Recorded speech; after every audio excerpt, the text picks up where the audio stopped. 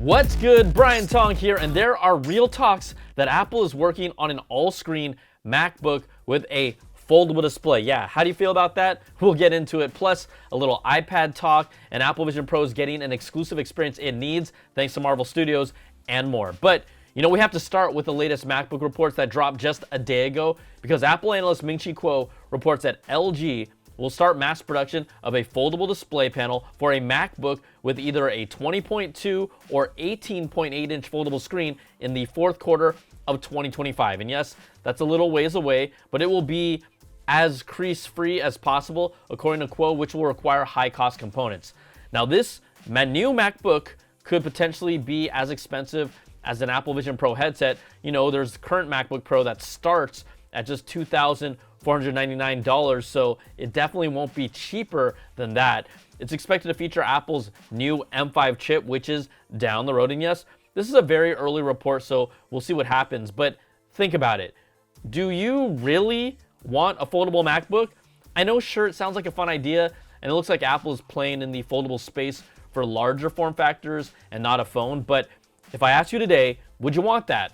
What would you say?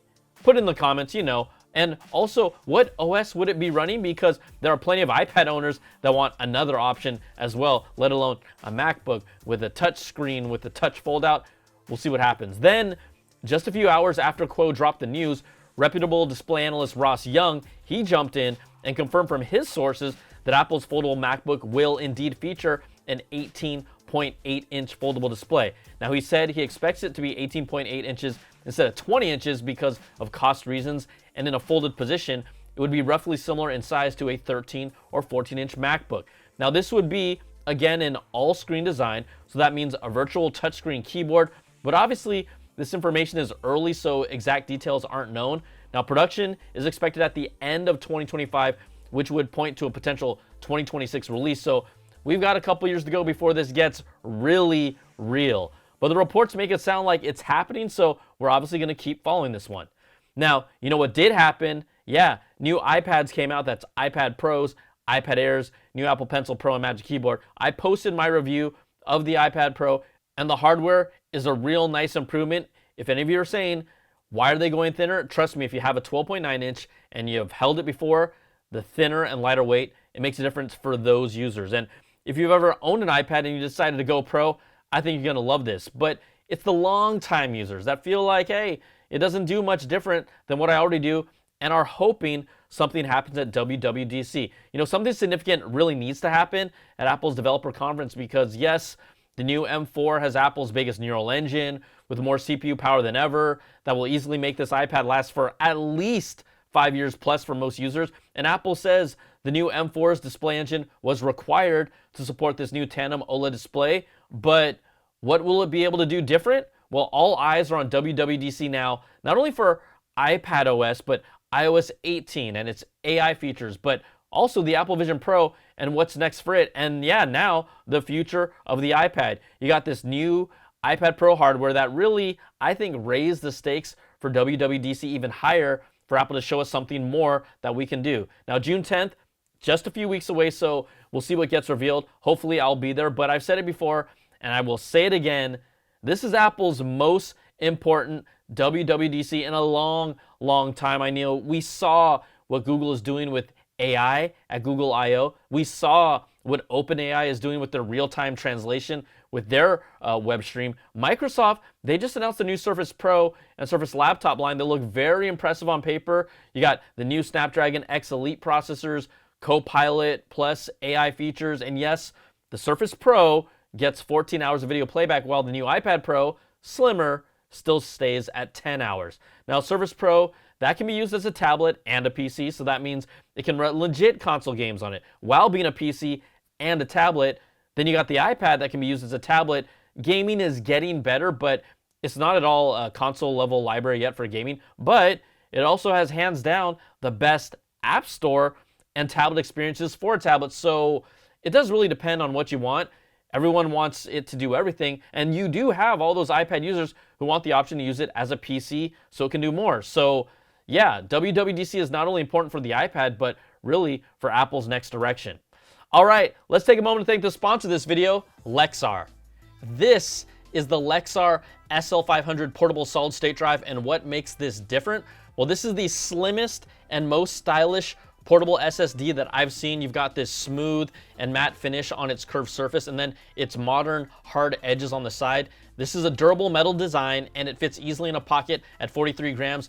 And this is a USB 3.2 Gen 2x2 drive, so it is fast when it comes to transferring files at up to 2,000 megabytes read speeds and 1,800 megabytes write speeds. Now, it's compatible with all the devices that you can think of, like laptops, cameras, and game consoles. And it also includes Lexar's Data Shield 256-bit AES encryption software to protect your files. Now, it's available in a 2 terabyte capacity right now, and they will have a 4 terabyte option later this year. What's also cool is that this drive can be used to record Apple ProRes files directly to the Lexar SL500 with an iPhone 15 Pro using a direct USB-C connection. Now, this ProRes feature requires write speeds of 220 megabytes per second, and the SL500 has 1,800, so this is great for content creation as well. So to get more info, check out the link in the description for Lexar's SL500 portable SSD. Okay, let's get back to the stories, and a new report from Consumer Intelligence Research Partners says that according to their data, iPads are retained and repurposed more than iPhones. And over the past 12 months, from March of 2024, 67% of repeat iPad buyers keep their old iPads or pass them on. That's compared to only 41% of iPhone users who either keep or hand them down. Now, they say 1/3 of iPads are handed down to family and friends, while about 10% of iPhones are handed down to family and friends, suggesting that iPads are still highly desirable and usable and result in a lower urgency to upgrade them. Now, my mom, she is rocking my 3rd generation 12.9-inch iPad Pro now. It had an A12X processor, and that thing hasn't missed a beat. I mean, when I use it, it honestly doesn't feel much different than what I have other than the display. She loves that thing, and hey, mama, like, she watches all my videos, so I gotta say hi when I can. But now, iPhone users, they're a lot more likely to trade in their old devices, and iPhone operators have plenty of these built-in incentives to get people to do it. Apple does it as well, and the report says nearly half of iPhone upgraders trade their phone in, while only 10% of iPad upgraders trade theirs in. But the takeaway is really that iPhone upgrades are more driven by desire, keeping up with what's hot and what's new, while iPad upgrades are driven more by necessity. And all this data lines up with what we thought and know, but now we see some real numbers that validate it. All right, you know what's coming that always gets me excited? New emojis!